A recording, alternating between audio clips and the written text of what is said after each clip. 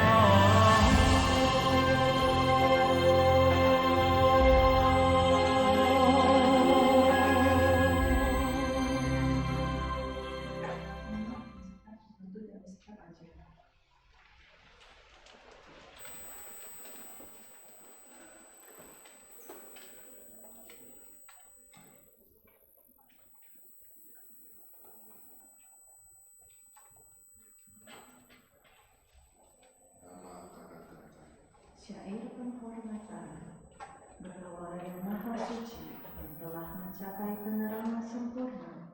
Dharma telah dibabarkan sempurna oleh Bhagawa. Sangga siswa Bhagawa berperilaku baik di hadapan Buddha, Dharma, dan Sangha. Aku bersujud. Arahang Sama Sambuddho Bhagavato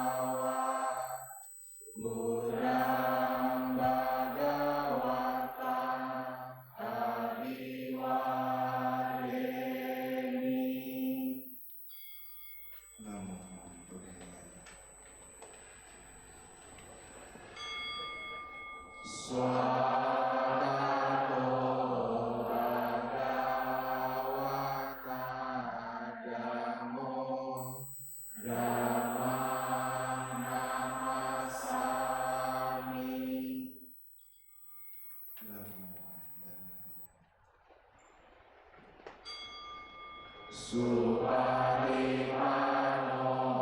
Bhagavato Sawaka Sangho Sangham Namami.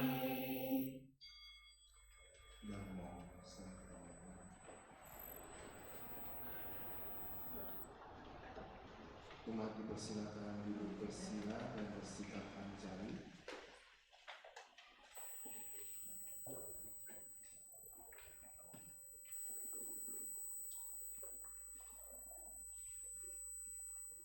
Wandana. Syair penghormatan terpujilah Sang Hyang Adi Buddha yang Maha Esa, Bhagawa yang Maha Suci, yang telah mencapai penerangan sempurna dan semua bodhisattva Maha Sattva. Namo Sang Hyang Adi Buddhaya. Namo Sang Hyang Adi Buddhaya. Namo Sang Hyang Adi Buddhaya. Namo Tassa Bhagavato Arahato Sama Sambuddhassa. Namo Tassa Bhagavato Arahato Sama Sambuddhassa. Namo Tassa Bhagavato Arahato Sama Sambuddhassa. Namo Sarve Bodhisattvaya Mahasattwaya.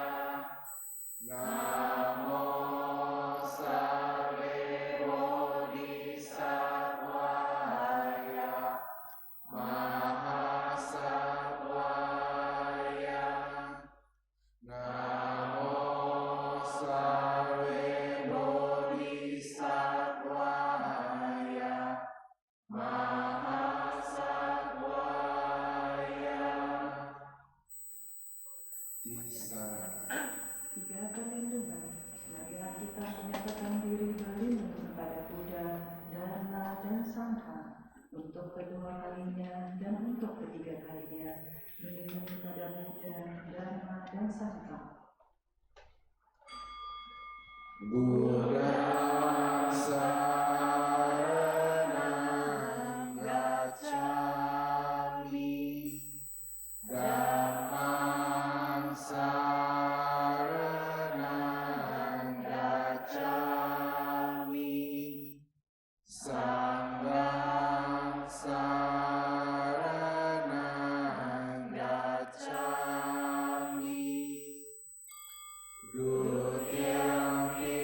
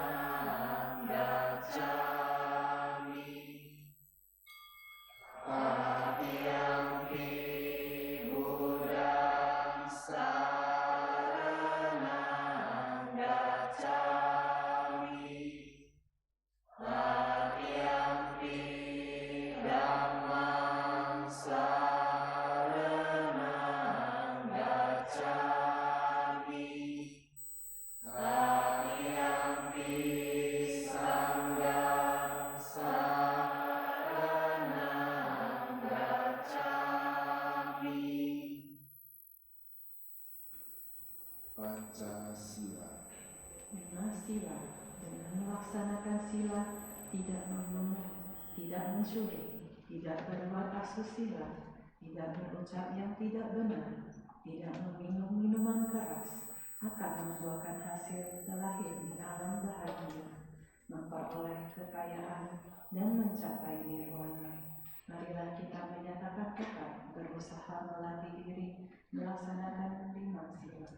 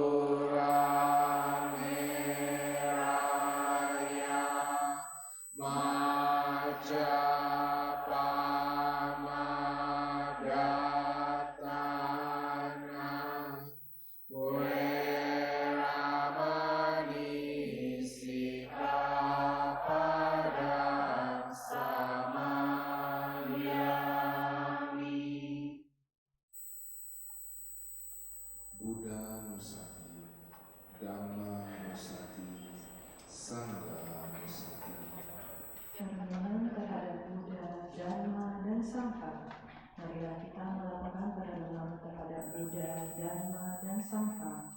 Demikian sesungguhnya Bhagawa yang Maha Suci, yang telah mencapai penerangan sempurna, sempurna pengetahuan serta tingkah lakunya, sempurna menempuh jalan, pengenal segenap alam, pembimbing manusia yang tiada taranya, guru para dewa dan manusia, Buddha yang lama, junjungan yang dimuliakan, dan telah dibeberkan sempurna oleh Bhagawa, berada sangat dekat, tidak dibatasi oleh waktu, mengundang untuk dibuktikan, menuntun ke arah pembebasan, dapat diselami oleh orang-orang bijaksana di dalam batin masing-masing.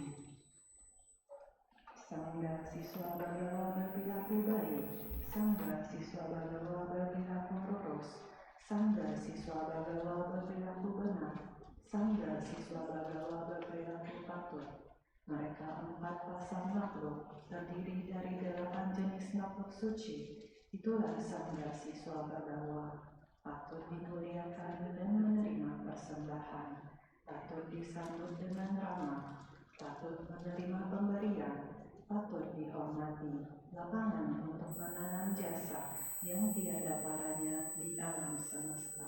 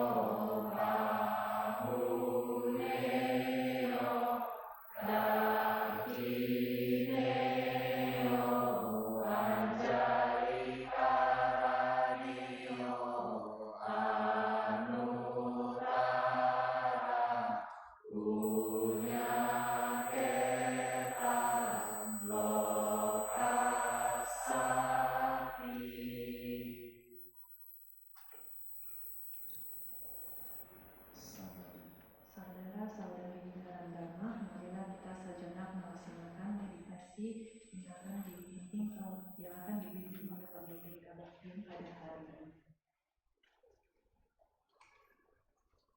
Sahabat sedama, kini tiba saatnya kita berlatih meditasi dulu. Pilihlah postur duduk yang nyaman dan rileks. Jika Anda duduk di kursi, izinkan kaki Anda menyentuh ke lantai. Jika Anda duduk di matras, izinkan kedua lutut beristirahat menyentuh matras. Punggung tegak namun rileks, dengan tidak bersandar pada apapun. Dada tidak membusung atau membungkuk. Kedua telapak tangan bisa saling bertindihan. Kedua ibu jari bisa saling bersentuhan membentuk sebuah lingkaran kecil dan letakkan di atas pangkuan kaki. Bahu rileks, kepala tegak. Hadirkan seulas senyuman kecil di wajah sehingga otot-otot wajah menjadi rileks. Bawa pandangan mata turun ke bawah atau izinkan mata terpejam. Nafas masuk, nafas keluar. Nafas masuk, nafas keluar. Nafas masuk, nafas keluar.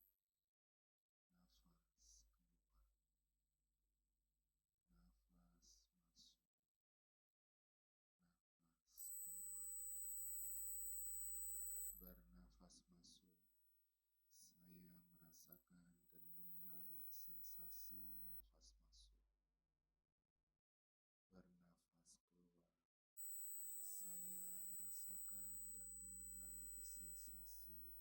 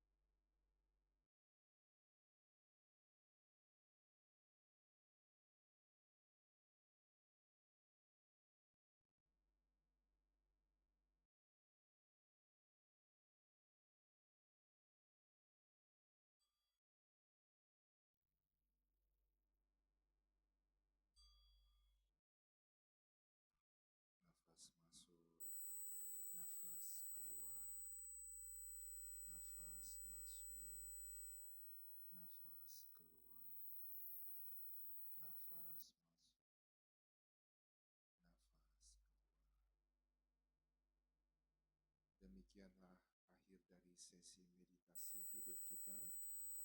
Gerakkan kedua telapak tangan secara perlahan. Gerakkan tubuh secara perlahan. Rangkapkan kedua telapak tangan di depan dada. Silakan membuka mata.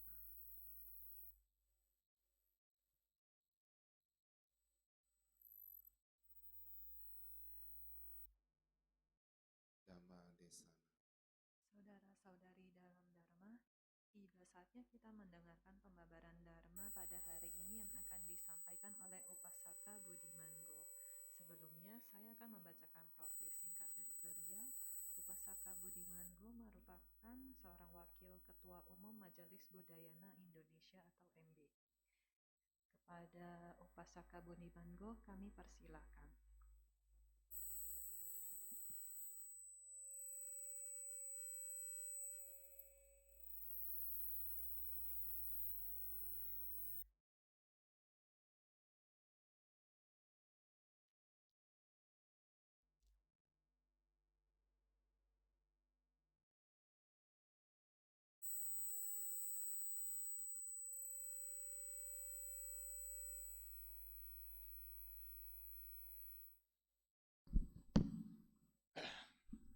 Selamat pagi semuanya, Namo Sang Hyang Adi Budaya, Namo Buddhaya. Taja Omitofo. Ya, berapa menit ya? Sampai jam? Berapa lama? 30. Oke. Ya, saya kemarin diminta untuk menyampaikan materi di sini, jarang-jarang ya. Ya, topiknya saya suruh pilih panitia sendirilah, saya juga bingung kan kalau nyampein topik apa gitu kan. Menentukan topik itu sesuatu yang memusingkan. Nah, kemudian dibilang, Pak ngomongin soal penghormatan kepada Buddha. Paying homage atau homage to the Buddha. Nah, ini yang repot ini adalah ketika, Anda tahu kan, yang namanya menghormati Buddha biasanya apa sih? Namaskara ya? Namaskara. Namaskara itu di tiap-tiap tradisi, di tiap-tiap negara bisa berbeda-beda. Pernah lihat namaskara ala Tibet kan?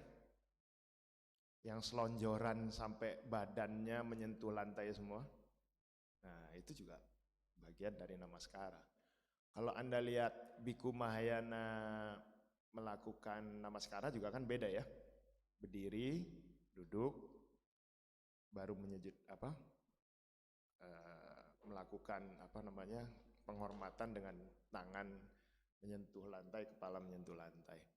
Yang tadi barusan kita lakukan ya itu lebih banyak di Theravada. Meskipun di beberapa negara Theravada juga ada yang berbeda ya.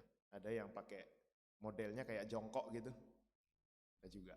Jadi apapun itu ya itu tetap praktek untuk melakukan penghormatan kepada Buddha. Nah, repotnya agama Buddha ini kan agama yang selalu dipersepsi agama nggak rasional. Patung kok disembah. Bener nggak? Anda mengalami itu nggak di lapangan, di masyarakat, di tengah-tengah teman-teman Anda, kok masih beragama Buddha sih? Patung kok disembah? Masih ada nggak pertanyaan-pertanyaan begitu? Sering ya? Nah menurut Anda menyembah patung nggak?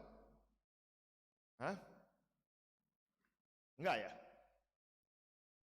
Teman-teman sekalian, ini kenapa kok masyarakat bisa berpandangan bahwa umat Buddha itu menyembah patung? Sebab ya dari pelajaran kita SD dulu sampai sekarang lah ya, masih kenal nggak pelajaran yang namanya agama itu ada yang animisme, dinamisme, barulah sampai ke agama-agama, mengenal agama. Biasanya monoteis ya, agama monoteis. Adanya sosok Tuhan. Agama Buddha itu nggak nyembah Tuhan, nyembahnya patung. Karena pelajaran-pelajaran kita dulu yang sangat membekas bahwa kalau nyembah patung itu golongannya animisme, dinamisme. Paham ya? Jadi kalau kenapa kok tetangga-tetangga kita, masyarakat-masyarakat di sekeliling kita memandang umat Buddha itu adalah penyembah berhala, itu karena memang dari pelajaran kita dari zaman dulu itu diindoktrinasi seperti itu, gitu ya.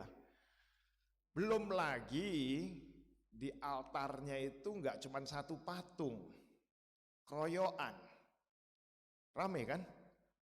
Biasanya ada, kalau di depan kita ada Amitabha. Nanti kita ngomong Amitabha itu apa sih Pak? Ada Baisa Guru. Biasanya ada Kuan Im ya. Biasanya ada apa lagi? Siti Garba, ya, macam-macam. Ada Samanta Badra dan lain-lain. Banyak lah. Apalagi kalau udah masuk sampai ke level dewa-dewanya. Ada macam-macam. Kita lihat dewa Makco kalau di daerah-daerah yang pesisir pantai itu kebanyakan Makcopo, dewa laut, dewi laut dan seterusnya, ya. Tambah rame dewanya ya tambah dibilang Anda penyembah berhala. Begitu ya. Dan itu tidak bisa Anda pungkiri bahwa stigma itu melekat sampai sekarang. Nah, sekarang kita bedah. Apakah benar agama Buddha itu penyembah berhala? Itu yang pertama. Nanti kita juga akan cek apakah perilaku, kelakuan umat Buddha sendiri memang menguatkan orang-orang memikirkan bahwa umat Buddha itu adalah penyembah berhala. Pertama, Buddha itu lahir di India kan, Siddhartha. Ini kita menghormati Buddha itu karena ajarannya. Karena proses yang dialami oleh Buddha, oleh Pangeran Siddhartha menjadi seorang Buddha. Ya, nanti kita bedah ajarannya satu persatu. Beda banget dengan agama-agama tetangga kita yang ajarannya tiba-tiba turun. Beda kan? Ini arahnya beda nih. Satu agamanya namanya agama asetik, jadi agama pertapaan, mencari betul-betul obat buat penderitaan manusia. Bahkan dalam mencari itu, Anda bisa belajar dari kehidupan seorang Buddha, bagaimana beliau berjibaku keluar dari istana sampai mencapai pencerahan. Tidak serta-merta tiba-tiba ada suara dari langit yang memberitahu, nih ajarannya tolong diajarin gitu. Tidak ada.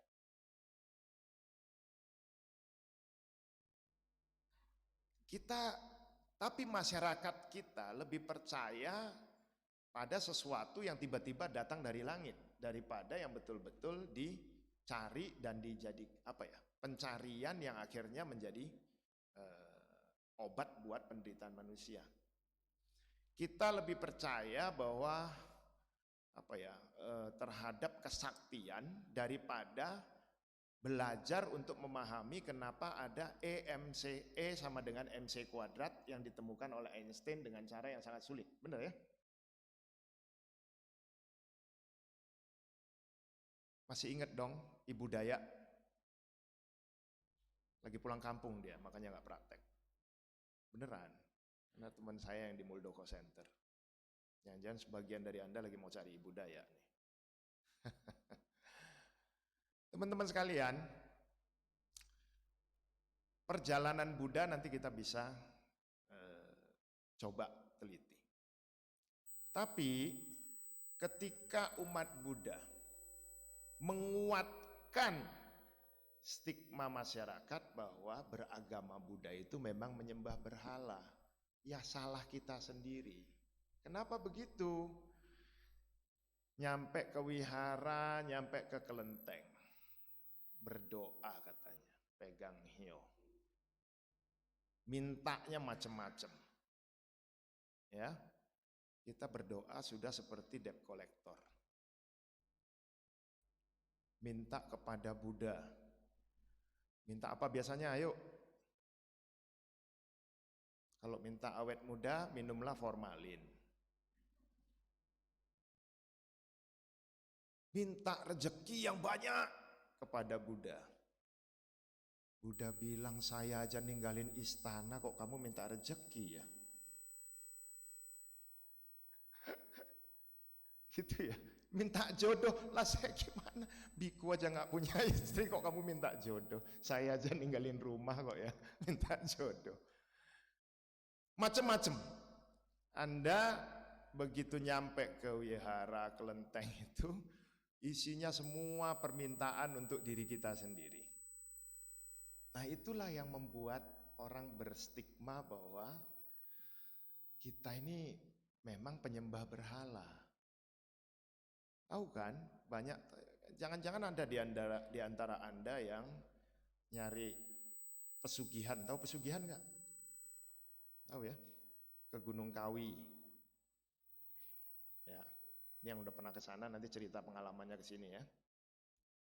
Ke Gunung Kawi supaya tokonya rame, supaya bisnisnya lancar dan seterusnya. Banyak. Nah, kalau kita sebagai umat Buddha malah minta yang aneh-aneh, ya nggak salah lah kalau masyarakat menstigma bahwa umat Buddha itu penyembah berhala. Datang ke tempat-tempat yang angker, yang sepi, datang ke kelenteng wihara, minta sesuatu untuk apa? Untuk memenuhi keinginannya, membesarkan apanya? Egonya, kan begitu ya? Sementara ajaran Buddha sendiri melepaskan ego. Jadi inti ajaran agama Buddha itu kan apa? Liberation, pembebasan. Bebas dari apa? Dari lingkaran. Lingkaran apa tuh? Lahir, tua, sakit, mati. Kan gitu toh? Kan ajaran agama Buddha itu kalau Anda pelajari, Anda ini kan sama saya sama nih, sudah mengalami kelahiran kematian yang berulang-ulang, tidak terkira, bisa 100, 1000, sejuta kali, kita nggak tahu gitu ya. Buddha tahu bahwa semua yang lahir, semua sangkara yang berbentuk itu pasti akan mengalami penderitaan. Makanya Buddha mengajarkan 4 kesunyataan mulia, 8 jalan utama, dan praktek-praktek paramita dan lain-lain. Yang kita boleh bahas nanti di kesempatan lain. Jadi kalau kita malah melakukan praktek-praktek untuk menebalkan ego kita, ya itu bertentangan dengan ajaran Buddha. Jadi kita nggak boleh sembahyang dong, Romo, ke wihara, kelenteng atau kemana. Ya boleh dong. Sembahyangnya gimana? Sembahyangnya adalah untuk melepaskan ego. Sembahyangnya untuk melepaskan ego. Mendoakan orang lain, mendoakan orang banyak, mendoakan dunia ini. Itulah sembahyang yang benar. Sebab ketika Anda mendoakan orang lain, mendoakan orang banyak, tetangga Anda, sekeliling Anda, komunitas Anda menjadi lebih baik, Anda pasti akan mendapatkan hasil yang lebih baik daripada mendoakan diri sendiri kan? Kan ego itu. Jadi ketika Anda mendoakan, sebenarnya kan Anda masih tahu cerita apa ya? Buddha mengatakan bahwa semua orang memiliki benih kebudayaan. Masih pernah mendengar dan membaca soal itu, belajar soal itu? Ada Brahma Wihara di dalam diri kita. Masih dengar kan ucapan itu kan? 4 kualitas Buddha, benih-benih kebudayaan. Metta, karuna, mudita, upekka. Ketika Anda mendoakan orang lain, Anda memancarkan metta. Ketika Anda berwelas asih kepada orang lain, Anda memancarkan karuna. Ketika Anda bisa berbahagia ketika orang lain berbahagia, Anda memancarkan mudita, dan seterusnya. Jelas nggak? Jadi jangan kebalikannya, orang akan semakin menstigma agama Buddha itu menjadi agama klinik kalau praktek kita balik lagi datang ke Wihara, kelenteng atau tempat ibadah manapun itu seperti seorang debt collector. Nagih terus, Buddha kenapa kok gua belum dikasih jodoh, Buddha kenapa gua kok belum kaya-kaya, dan seterusnya dan seterusnya. Begitu kan? Nah, teman-teman sekalian, saya sering ditelepon teman untuk minta, Romo, kenal Ibu Daya enggak? Saya mau ketemu. Saya ini stroke segala macam. Ada satu teman. Saya bilang iya, kalau ada jodoh ya pasti bisa ketemu.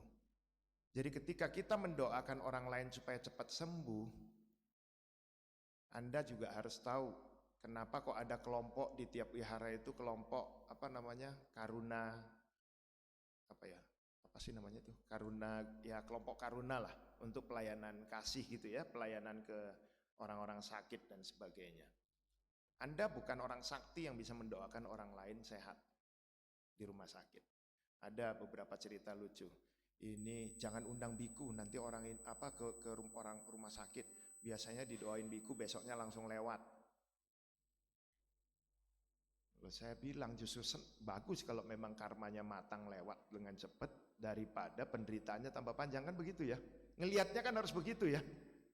Karena ketika kita datang ke rumah sakit, kemanapun mendoakan orang lain, sembahyang mendoakan orang lain, sebenarnya di saat itu kita mendoakan agar buah karma yang matang dari orang tersebut itu cepat terrealisasi.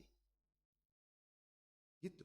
Jadi seakan-akan adalah ini biji toge nih, begitu ketemu tempat yang tepat, yang lembab, langsung keluar tuh kecambahnya. Sama ketika kita juga memancarkan etawata ya, memancarkan cinta kasih welas asih kita, mendoakan agar yang bersangkutan itu mendapatkan yang terbaik. Ya sebenarnya kita seakan-akan sedang men-trigger karmanya yang sudah hampir matang itu untuk cepat berbuah. Jadi ada gunanya nggak berdoa? Berguna. Tapi bukan berdoa untuk diri kita sendiri dong, bukan buat ego kita sendiri. Jelas ya? Nah, pasti banyak pertanyaan. Romo, kenapa di agama Buddha jadi rupangnya kok banyak bener? Ada Kuan Im, ada segala macam. Kita mesti berdoa ke yang mana sih yang bener nih gitu ya. Teman-teman sekalian, seperti yang tadi saya utarakan bahwa ketika kita mendoakan orang lain, kita juga menggerakkan Brahma Wihara dalam diri kita, kan begitu ya? Mencoba untuk menyebarkan. Anda metta bawana itu kan sebenarnya menebarkan cinta kasih, kan gitu ya? Meditasi metta bawana. Sama ketika Anda berada di Rupang Kuan Im, ya Anda sama seperti bernamaskara ke Rupang Buddha. Anda menyerap, diingatkan terhadap kualitas dari seorang Buddha. Ketika bernamaskara ke Kuan Im atau Avalokitesvara, Anda juga harus melihat hal yang sama. Jadi bukan berharap Kuan Im itu memberikan Anda ABC, tapi Anda harus punya kualitas yang sama seperti seorang Bodhisattva Avalokitesvara. Yaitu Anda juga harus membangkitkan apa? Welas asih. Jadi semua Bodhisattva itu, Manjustri itu adalah simbol kebijaksanaan. Anda juga harus mengembangkan wisdom Anda, kebijaksanaan Anda. Baik saja guru, biasanya sering disebut dengan Bodhisattva obat gitu ya. Saya sering ditanya, Romo mau cepat sembuh, tidak banyak sakit gimana? Simple. Anda mau kaya, ada rezeki sedikit, bagilah kepada orang lain. Itulah cara untuk kaya. Ya, Anda mau sehat, banyak-banyak bantu orang lain yang sakit. Ya jangan lupa juga olahraga, kan gitu ya. Itu udah harus sekarang dunia ini lagi terkenal dengan balancing mind, body, and soul, kan gitu ya. Nggak ada ceritanya orang sakit gigi itu nggak mempengaruhi pikiran, kan nggak ada itu. Selalu interconnected satu dengan lain kan? Makanya disebut Pancaskanda itu ya. Nanti kita bahas soal Pancaskanda itu. Jadi teman-teman sekalian, di agama Buddha memang coraknya berbeda-beda. Ada rupang yang hanya rupang Buddha di wihara-wihara Theravada. Di wihara-wihara Mahayana itu rupangnya bisa lebih banyak yang bodhisattva-bodhisattva. Begitu nyampe ke Tibetan Buddhism atau Tantrik atau Vajrayana Buddhism, guru-guru dari masa lalu, Padmasambhava, Milarepa, dan lain-lain, ya ada rupangnya. Kalaupun nggak ada rupangnya, ada gambarnya. Tangka ya, tahu ya, yang ditulis yang dilukis itu. Tangka. Jadi itu beda di tiap wihara, beda di tiap tradisi. Yang semuanya itu sebenarnya adalah apa? Manifestasi dari kualitas Buddha. Paham ya? Manifestasi itu percikan kualitas Buddha. Di Borobudur itu ada yang namanya supa paling atas, itu namanya Panca Dhyani Buddha. Tengah-tengahnya Vairocana, Amitabha di sebelah barat, yang disebut dengan sekarang kenapa orang bilang, terutama yang Mahayana, kalau Anda ada kematian didoakan dengan pelafalan Amitabha, karena yang yang zaman sekarang ini adalah zamannya Amitabha. Maka didoakan untuk lahir di tanahnya Amitabha, Amitabha Land. Ya, kenapa kok begitu ya Romo? Yaitu kita bicara soal kosmologi agama Buddha, kosmologi Buddhism. Borobudur kalau dilihat dari atas itu kan mandala besar tuh, foto dari mandala besar. Mandala besar itu mensiratkan soal kosmologi agama Buddha. Kalau Anda belajar kosmologi agama Buddha, Anda akan semakin kagum karena Buddha bisa menceritakan tentang seperti apa alam semesta itu. Makanya gini teman-teman, di agama Buddha ini sebenarnya satu, kita jadi lebih rasional. Ya. Kalau orang bilang agama Buddha itu klinik, buat saya penganut Buddhanya yang nggak belajar. Kalau agama Buddha itu sangat rasional. Kita kenal kalender Masehi itu kan baru terakhir-terakhir ya, Gregorius kalender gitu ya, Gregorian. Kalau dulu di kitab-kitab agama Buddha ditulisnya apa? Kalpa, Mahakalpa, bener? Eon kan? Kalpa, Mahakalpa. Itu berapa kelahiran tuh baru satu kalpa kan begitu? Itu menyiratkan bahwa memang ya makhluk seperti kita ini akan terus-menerus bertumimba lahir. Maka perhatikanlah ketika Anda hidup di dunia ini, jangan pikir ketika mati selesai urusanmu, tinggal ditimbang dosa, lebih banyak dosa atau lebih banyak kebaikan. Wah kalau banyak dosa masuk neraka, kalau selesai sudah, tamat. Enggak sesimpel itu. Karena agama Buddha itu begitu realistis dan rasional, apapun yang Anda tabur itu yang Anda tuai. Apapun yang Anda kerjakan itu yang Anda akan dapatkan. Jadi berhati-hati terhadap apa yang Anda pikirkan, apa yang Anda lakukan. Karena Anda ada hari ini juga adalah buah dari karma Anda di masa lalu. Apa yang Anda kerjakan sekarang menentukan masa depan Anda baik di kehidupan ini maupun di kehidupan yang akan datang. Romo, nggak bisa diganti dengan cara nanti dikepret air, dicelupin kepalanya ke air, terus dosanya hilang. Nggak bisa. Ya, kita ini kan pengennya instan semua ya. Kehidupannya nggak beres. Dari pagi malam segala macam apalah ya, males olahraga. Wah pokoknya makan yang aneh-aneh segala macam dimakan. Terus tiba-tiba stroke. Tapi pengennya cepat sembuh, cari ibu daya. Coba, fair apa enggak gitu ya. Anda fair apa enggak tuh? Yang repot itu kan ada yang kebetulan dicari temennya terus ikut entah kebaktian apa, tiba-tiba orang yang duduk di kursi roda tiba-tiba bisa berjalan. Wah hebat ini. Ini agama yang saya percaya, hebat ini. ulamanya bisa membuat orang lumpuh berjalan kembali, orang buta bisa ini segala macam. Karena kita memang pemikirannya instan. Kita ini nggak belajar agama Buddha dengan sesungguhnya. Kalau kita belajar agama Buddha dengan sesungguhnya, apapun yang mau kita kerjakan, itu kita harus berhati-hati, harus mindful. Yang tadi saya ceritakan itu loh. Belangsakan hidupnya 20 tahun tiba-tiba kena stroke gitu ya. Cari ibu daya pengen sembuh besok gitu. Itu menurut saya ya terima. Ketika Anda nggak mau terima, kalau nggak ada ibu daya, terus saya kemudian mau gimana? Itu yang selalu, nangis terus pengen cari ibu daya. Enggak, ketika Anda belajar menerima, oh ini karma saya harus selesaikan. Saya harus betul-betul menerima ini.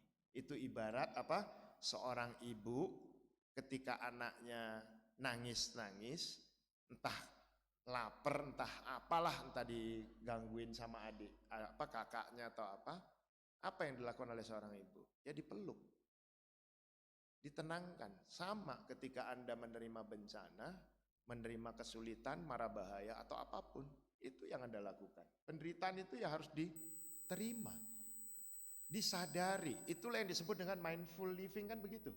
Mindful itu kan menyadari supaya kita tidak terjebak di dalam dualisme. Sering kan di dalam diri Anda, kalau udah suka sama orang suka banget, kalau udah benci banget, kan begitu ya. Itu kan karena kita terjebak di dalam like dislike, dualisme. Sementara agama Buddha mengajarkan kita apa? Non dualisme. Masih ingat gak? Kalau disebut jalan tengah dan sebagainya itu bukan kita jalan di tengah-tengah ya. Tapi kita bisa mengatasi dualisme, tidak terjebak di antara suka dan tidak suka, di antara baik dan buruk, dan seterusnya. Loh, gimana tidak terjebak? Ya lakukan, samanta dan vipassana itu dilakukan sesering mungkin. Tadi kita meditasi. Meditasi itu sebenarnya adalah memberi makan untuk mental batin kita kan. Kalau mulut kita dikasih makan udah biasa lah ya, tiap hari makan 3 kali kan gitu. Tapi kapan batin dan mental kita dikasih makan? Yaitu ketika kita berlatih. Agama Buddha bukan agama yang baca kitab suci. Saya nggak yakin di antara Anda ada yang hafal semua Winaya, Sutta, dan Abhidhamma Pitaka yang ada di lemari yang panjangnya kira-kira itu tuh depan kita tuh. Lihat tuh, segitu tuh. Coba. Ada yang bisa menamatkan itu? Agama Buddha itu bukan buka satu buku kemudian selesai semua, atau tempelkan tangan Anda di depan televisi kemudian dosa Anda hilang atau penyakit Anda sembuh. Enggak model begitu, enggak. Agama Buddha itu is a real religion yang ngajarin kita praktek. Itu sebabnya sekarang negara-negara barat itu banyak yang belajar tentang agama Buddha. Ya, New Age lah segala macam itu biasanya banyak meditasi, yoga dan seterusnya.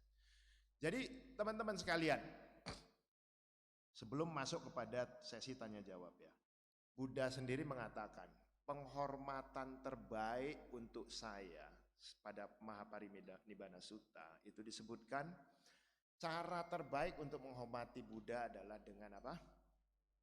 Mempraktekkan ajarannya dan mengikuti jalan yang sudah diajarkan oleh Buddha Gautama. Jadi tidak ada cara lain yang lebih baik daripada mempraktikkan ajarannya. Bukan dibaca tapi dipraktikkan. Bukan didengarkan seperti sekarang saja tapi dipraktikkan. Itulah cara terbaik kita untuk menghormati Buddha. Sampai di sini cukup? Pada jelas ya, mudah-mudahan. Nanti di sesi lain kita ngomongin soal kenapa ya di Mahayana itu begitu banyak Pancadhyani Buddha. Dan kenapa kok di India Avalokitesvara itu kok laki? Kenapa kok di Mahayana yang Chinese tradition itu kenapa kok jadi perempuan dan seterusnya dan seterusnya. Kita nanti akan banyak membedah itu. Mungkin nanti malah mulai dari 1 Masehi sampai sekian itu kan berkembang sangat kuat aliran Mahayana yang dipelopori oleh Nagarjuna dan kemudian Amoghasiddha macam-macam lah ya. Setelah Nagarjuna itu teman-temannya banyak banget tuh. Wimalakirti dan sebagainya yang membabarkan tentang Mahayana sebagai upaya kausalya nanti. lain kali ya. Kita cukupkan dulu tentang bagaimana cara kita melakukan penghormatan kepada Buddha. Ada pertanyaan silakan. Sampai jam berapa ya? Kira-kira berapa menit lagi? 10, 5? 1?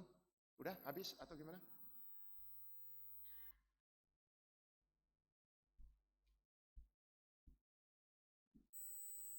Panitia, sudah waktunya atau masih ada yang boleh bertanya?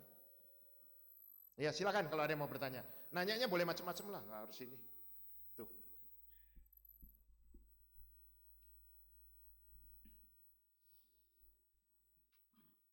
Kalau saya nggak bisa jawab, nanti saya pakai ChatGPT ya, pakai Bing. Lebih jago dia dari saya. Ya, Swastihotu Romo, Ya. saya dengan Andi Romo. Terima kasih Romo Budiman atas pemaparan mengenai topik untuk hari ini. Saya tadi karena Romo menyinggung ada perihal doa ya Romo. Ini saya pas memang ingat kejadian 2 minggu yang lalu, ini kejadian yang menurut saya sangat buat saya pribadi memalukan juga memprihatinkan, dan mungkin teman-teman di dalam masalah ini pun pernah mengalami, terutama yang aktif bekerja di satu perusahaan Romo. Itu adalah bicara doa pagi Romo. Nah jadi buat saya sendiri dari dulu tuh mungkin nggak cuma saya, buat teman-teman yang lain yang belum terbiasa jadi satu momok ya. Ketika ada satu sesi doa pagi, entah itu mingguan di kantor ataupun mungkin bahkan harian. Ini kejadian 2 minggu lalu itu saya lihat ada sesi doa pagi Romo. Ini ada kawan saya yang akhirnya mungkin karena memang tidak terbiasa memanjatkan doa yang seperti itu sebelum kita bekerja. Akhirnya dia terpaksa dengan kekikukan dia, dengan awkwardnya, akhirnya untuk menyelamatkan sesi itu, teman di sebelahnya kasih doanya itu doa dari agama sebelah. Jadi dengan sangat terpaksa dia akhirnya memanjatkan dan tidak menyebut istilahnya hal-hal yang sifatnya Buddhisme dalam doa itu. Tapi ya itu kondisi yang saya sempat alami juga, di mana kita mungkin sering kalau di dunia kantor itu kalau sebelum bekerja ada doa itu, kita mendengar yang dari umat sebelah itu begitu lancar doanya, begitu puitis, begitu dramatis kalimat-kalimatnya tanpa koma, tanpa titik Romo. Sedangkan kita kalau suruh doa itu udah luar biasa, keluar keringet dingin Romo, terus terang kita nggak tahu mesti dari mana mulainya. Sampai kita coba cari literatur di internet pun kayaknya nggak ada yang spesifik doa sebelum bekerja bagi umat Buddha. Nah yang jadi pertanyaan saya ya ini sumber bantuan juga dari Romo. Kira-kira supaya mengenai kontennya lah Romo, doa kita sebelum bekerja itu seperti apa? Misalkan satu untuk paritanya, apakah cukup kita di awalnya namaskara gata atau cukup wandana saja? Kemudian kedua, apakah boleh kita menyebutkan misalkan kalau yang umat lain kan ya cenderungnya karena doanya meminta Romo. Kalau kita kan nggak diarahkan ke sana sebetulnya. Yang Romo sampaikan tadi kan kita lebih universal ya. Apakah boleh misalkan dengan berkah Sang Tiratana, para dewa dan naga yang perkasa, kami mohon bla bla bla seperti itu Romo untuk awalnya gitu Romo. Terima kasih Romo. Wah ini menarik ya. Kalau Anda mau dapat doa-doa yang bagus, nanti search browsing Santi Dewa. Santi Dewa, itu doanya keren-keren. Ya, itu juga sering dibacakan oleh biku-biku kita, terutama yang dari Sangha Agung. Bante Nyanama itu dia sering bacakan itu, dan itu universal. Biar hujan turun pada waktunya, petani bisa bercocok tanam pada waktunya, segala bagus banget itu doanya ya. Itu boleh Anda bawakan ya, itu pertama. Nah, kedua, kalau memang giliran umat Buddha, sebenarnya simple kok. Saya di kantor karena lintas agama kan, supaya nggak perlu banyak doa dan lain-lain. Untuk memulai sebelum kita masuk ke tempat kerja dan memulai pekerjaan kita mengajak mereka untuk hening. Dengan 3 kali tarikan napas keluar masuk, ya sudah. Itulah yang praktik mindfulness yang diajarkan di tempat kerja oleh Thich Nhat Hanh dan yang lain-lain ya. Jadi itu oke-oke aja. Kalau kita mau seakan-akan seperti, kalau saya sih bukan model orang yang memuja perlu show off kalau saya agama Buddha yang kental banget bahasa palinya gitu ya, sehingga harus baca namaskara gata di depan orang. Tapi nggak ada salahnya juga kalau Anda mau baca, kan begitu ya. Bahkan sebenarnya agama Buddha ini kan menariknya kan tidak terpasung oleh bahasa. Ya, bahwa Pali itu adalah bahasa awal yang digunakan oleh Buddha. Oke, tapi apakah agama Buddha nyebar ke seluruh dunia lewat bahasa Pali? Enggak. Karena ketika biku-biku awal itu disuruh menyebarkan agama Buddha, Buddha memberikan pesan itu, bawalah kebenaran ini, kebajikan ini ke seluruh penjuru dunia, tapi juga harus beradaptasi dengan lokal indigenous, ya, kebudayaan lokal. Maka gini, di Indonesia saya kebetulan termasuk pelaku sejarah. Ketika Sukong, Biku Asin Jinara kita, itu mengumpulkan teks-teks Buddhis yang ada di Indonesia. Ada namanya Sanghyang Kamahayanikan, ada yang namanya Sanghyang Kamahayanaan, ada Sutasoma dari Emputan Tular dan sebagainya. Itu adalah tulisan-tulisan dari Indonesia loh. Dari karya-karya orang-orang pinter Indonesia yang menuliskan tentang agama Buddha dalam bahasa Kawi. Ya, Anda tahu Kanjur ditulis dalam bahasa Tibet kalau di Tibet kan? Jadi tidak ada persoalan bahwa kita itu harus membacakan doa Buddhis itu dengan bahasa Pali dan lain-lain sehingga yang lain pada bingung gitu ya, ini ngomong apa sih gitu ya. Anda bisa tetap menggunakan bahasa Indonesia, nerjemahkan puja kepada Buddha, Bodhisattva Mahasattva, kepada para guru-guru agung, kemudian Anda lanjutkan dengan doa yang universal. Kalau Anda sulit ya baca Santidewa tadi itu, Anda baca beberapa bait aja udah cukup tuh, karena udah bagus banget kan. Nah, orang juga akan ngelihat kualitas kita yang berbeda. Karena yang lain minta, kita malah memberi gitu ya. Itu kan berbeda. Jadi saya memang ini hal yang pertama. Hal yang kedua adalah saya menantang sebenarnya kepada banyak orang di sini, ayolah belajar agama Buddha, mau menjadi pandita, mau menjadi dharma duta. Nggak ada ruginya karena ketika Anda mau menjadi pandita dan dharma duta, Anda kan harus belajar nih.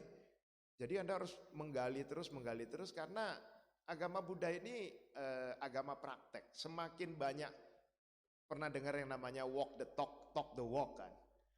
Anda akan semakin memahami ajaran itu ketika Anda pertama membacanya. Tingkatnya SD. Ketika dari membaca Anda mempraktekannya, sudah SMP itu. Ketika mempraktekannya Anda membabarkannya, itu udah SMA tuh. Ketika Anda bisa mendapatkan insight, pencerahan, nah itulah udah sarjana tuh. Dari apa yang Anda baca, Anda praktekkan, Anda ajarkan, Anda mendapat insight. Nah itulah sarjananya, Anda lulus.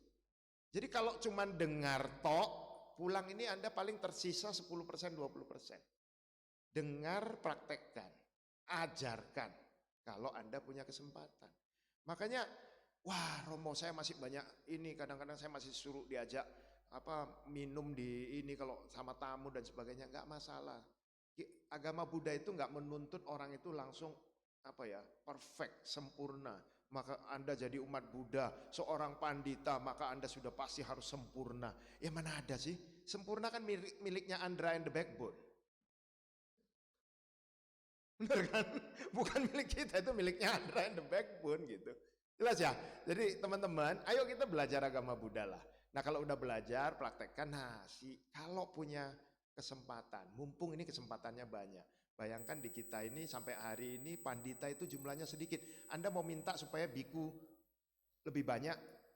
Ya nggak bisa. Di zaman sekarang anak Anda orang tua aja kalau anaknya satu mau diminta atau mau jadi biku aja Anda mikirnya 10 kali. Kasih nggak ya? Anak laki cuma satu, kasih nggak ya? Misalnya kan. Semakin sulit untuk menjadi biku. Maka saya bilang oke lah, biku kan nggak boleh dipaksa. Harus kesediaan dari diri. Tapi untuk jadi pandita boleh dong. Dharma duta boleh dong. Ayo, Anda punya kesempatan itu. Saya kan pengennya agama Buddha ini disebarkan dengan penuh welas asih ke seluruh komunitas di mana kita berada. ada yang lewat perilaku kita, ada yang lewat ucapan-ucapan kita, ada yang lewat pemahaman dan pikiran-pikiran kita. Orang lain pikirnya serakah, kita datang dengan solusi yang universal. Itu kan hal-hal yang membuat orang ngelihat agama Buddha itu luar biasa ya ternyata ya. Jadi memberikan impact agama Buddha itu positif ke masyarakat, itu bukan dengan khotbah yang berapi-api, gebrak-gebrak meja supaya agama Buddha jadi hebat, enggak. Tapi dengan praktek perilaku kita, cara kita berucap, cara kita berpikir, dan seterusnya. Begitu ya Pak, mudah-mudahan membantu Anda. Oke, ada lagi atau sudah selesai? Waktunya sudah habis. Yang lain bolehlah nanya apa aja lah, nggak usah harus nanya yang ini. Mau nanya ChatGPT, saya tinggal ngomong, ayo tolong dijawab aja pertanyaan si ini. Itu ada satu lagi, terakhir ya. Oke.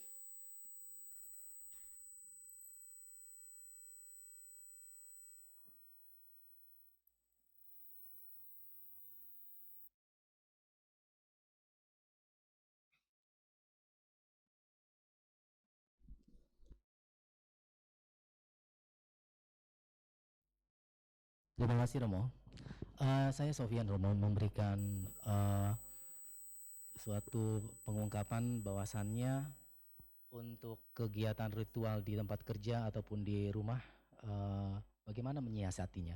Karena yang saya alami ada rumah tinggal yang memang ada altarnya dan tidak ada altarnya, atau di tempat kerja memang altar itu mungkin lain sekte atau bagaimana. Maksud saya begini, apakah di tiap rumah agama Buddhis khususnya itu harus diadakan penempatan untuk altar pribadi, atau di kantor sendiri sembunyi-sembunyi di lacinya di altar pribadi, atau baiknya bagaimana Romo untuk setiap hariannya praktek terhadap penyembahan, bukan penyembahan menyebutnya ya, penghormatan sendiri untuk motivasi kerja itu, khususnya di rumah bagi anak-anak juga. Terima kasih Romo. Ya, sekali lagi, rupang, gambar Buddha, pratima atau apapun namanya, itu semua sama ya. Itu sebenarnya hanya untuk membantu kita untuk visualisasi.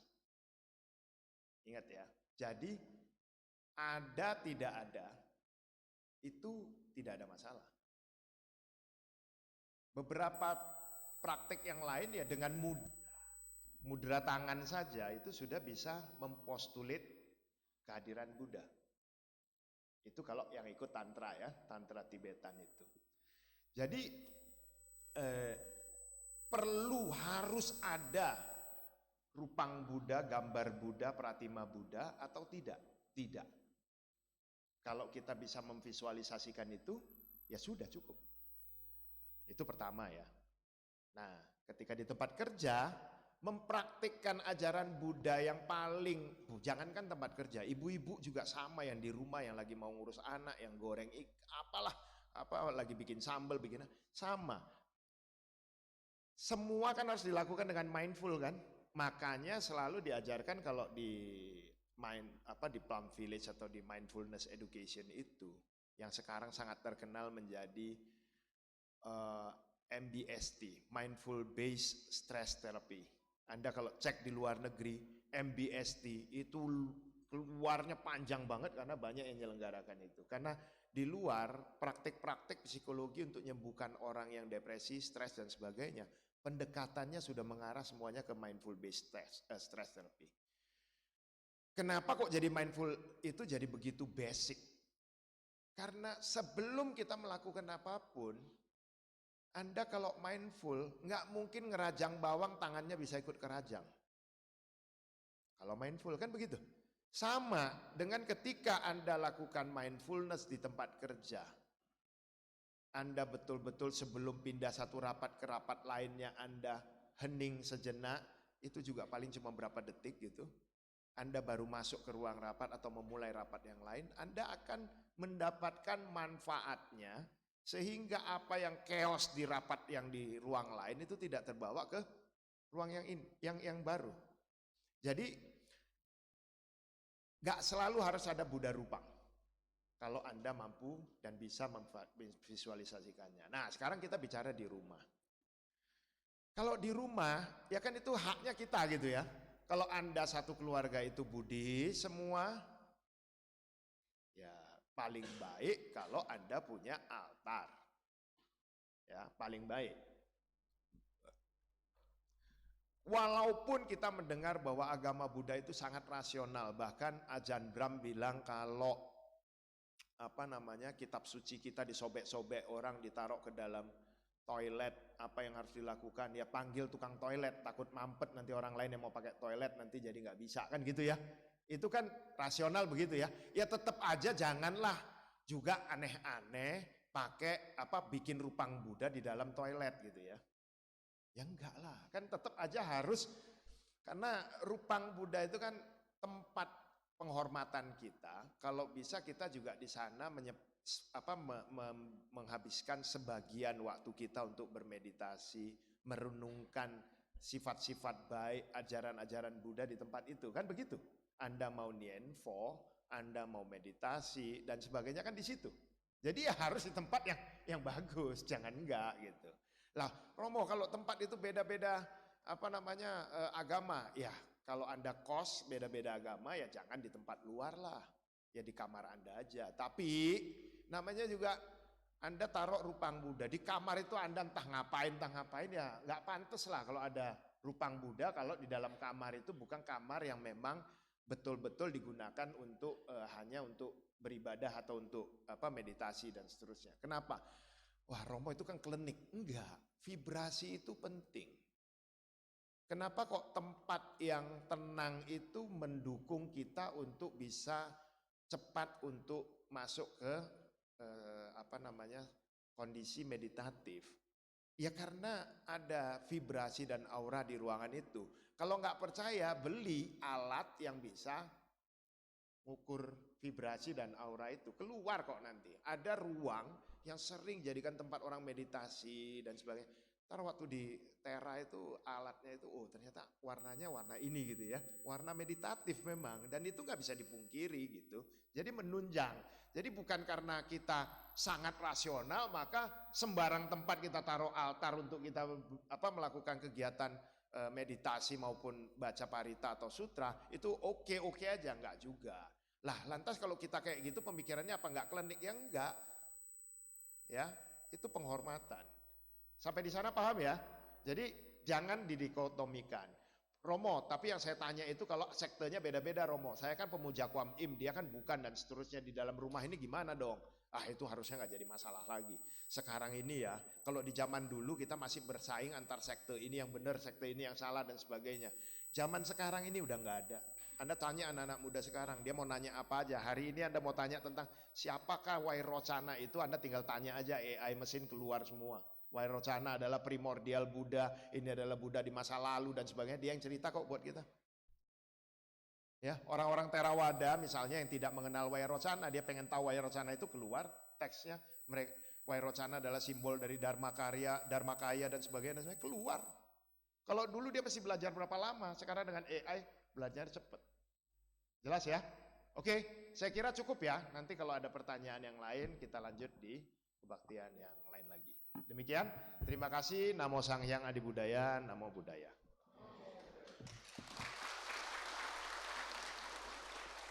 Saya izin tinggalkan ruangan ini karena saya mesti rapat di Prasada Jinara kita, ada rapat MBI ya.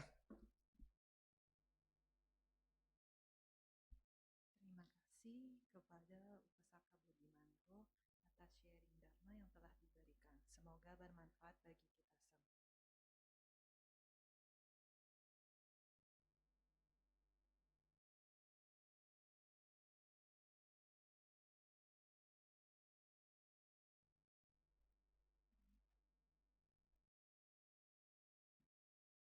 Dana Paramita. Kini marilah kita melakukan kebajikan dengan berdana untuk kepentingan Dharma seraya menyanyikan lagu Dana Paramita. Umat bisa menyalurkan dana melalui scan QRIS atau ke kantong dana yang disediakan.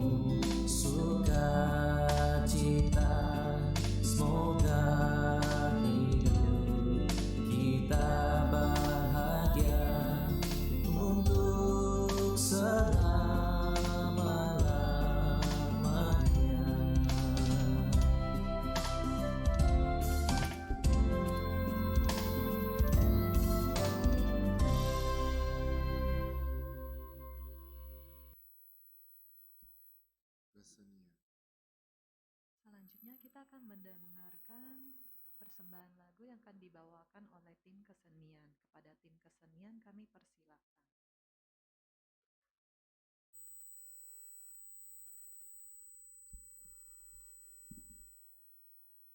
Namo Sanghyang Adi Budaya, Namo Budaya. Namo Buddhaya. Saya Olin dari tim kesenian akan mempersembahkan sebuah lagu yang berjudul Sang Bagawa.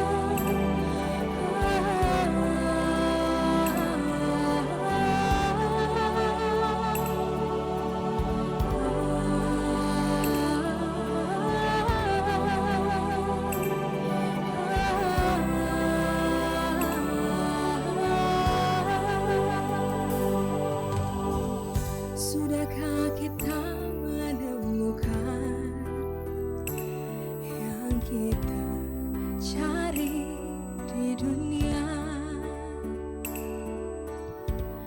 Harusnya kita menyadari Dialah Sang Bagawa. Ajaran mulia Sang Bagawa hidup di dunia, menuntun jalan ke nirwana. Pujilah Dia Sang Bagawa.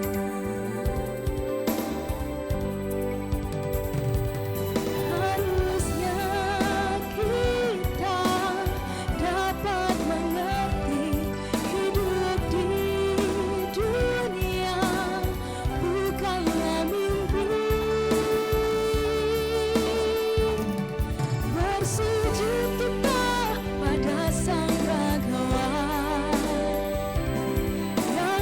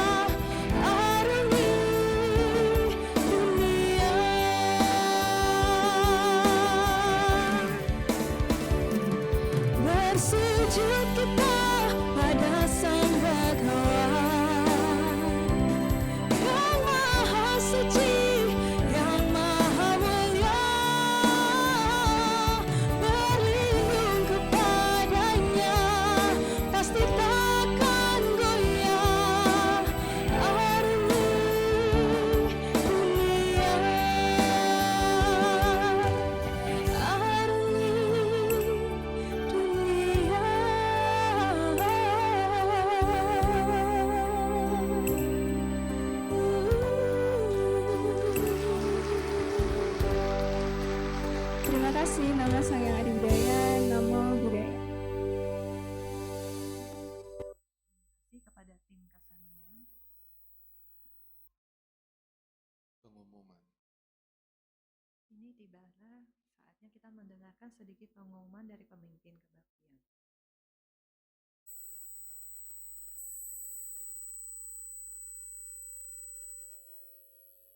Dibuka kesempatan untuk dana pelita di sisi kiri dan kanan ruangan Baktisala.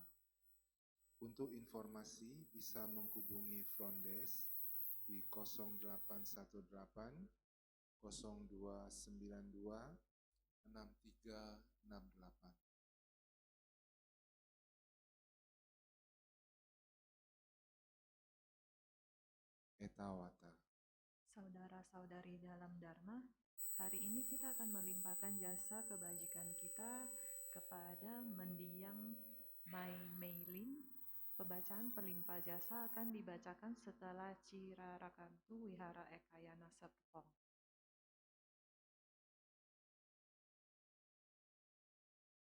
Etawata. Sebanyak jasa, marilah kita menyalurkan jasa-jasa kebajikan yang telah kita peroleh kepada semua makhluk yang membutuhkannya.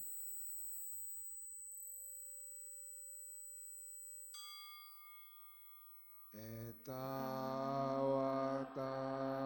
ceanehi sambata punya sampadang sabe dewa anumodantu sabah sampati siddhya.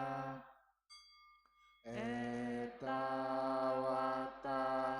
ceanehi sambatang punya sampadang sabe buta anumodantu sabah sampati siddhya.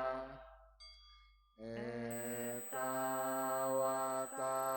ceanehi sambatang punya sampadang sabe sata anumodantu sabah sampati siddhya. Akasata cebumata dewa naga mahidika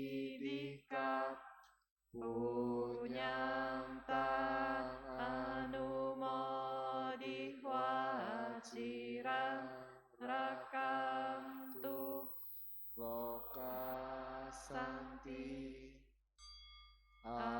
Akasata cebumata dewa naga mahidika punyantang anumodihwa cirarakantu. Indonesia. Idang wonyatinak hotu sukita hontu natayo. Idang wonyatinan hotu sukita hontu natayo.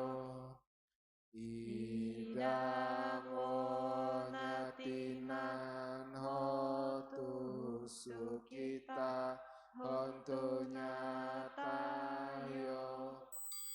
Dewa wasatu kalena sasa sampati hotu pito bawatu loko ceraja bawantu damiko. Akasata cebu mata dewa naga mahidika punyang tang anumodikwa cirang rakantu wihara ekayana serpong akasata cebu mata dewa naga mahidika punyang tang anumodikwa cirang rakantu mendiang mai meilin akasata cebu mata dewa naga mahidika punyang tang anumodikwa cirang rakantu sasanam akasata cebu mata dewa naga mahidika punyang tang anumodikwa cirang rakantu desana akasata cebu mata dewa naga mahidika punyang tang anumodikwa cirang rakantu no guru akasata cebu mata dewa naga mahidika punyang tang anumodikwa cirang rakantu mamparanti sadu sadu sadu. Umat berlutut dan bersikap anjali.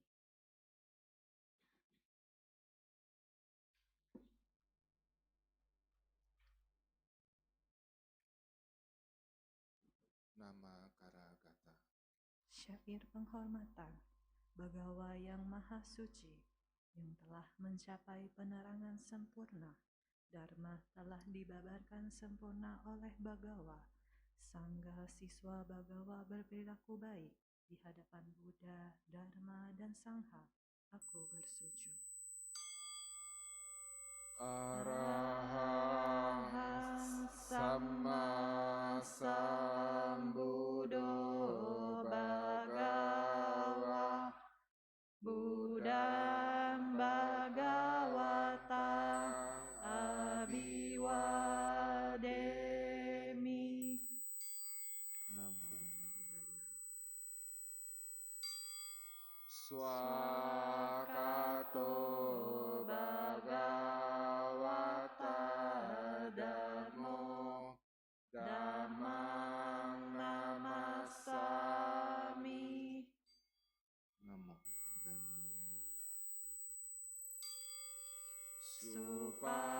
Supatipano Bhagavato Sawaka Sangho Sanggang Namami. Namo Sanghaya. Sabe Sata Bhavantu Sukhitata. Semoga semua makhluk berbahagia. Sadu, sadu, sadu. Puja Bakti selesai. Namo Sang Hyang Adi Budaya. Namo Buddhaya.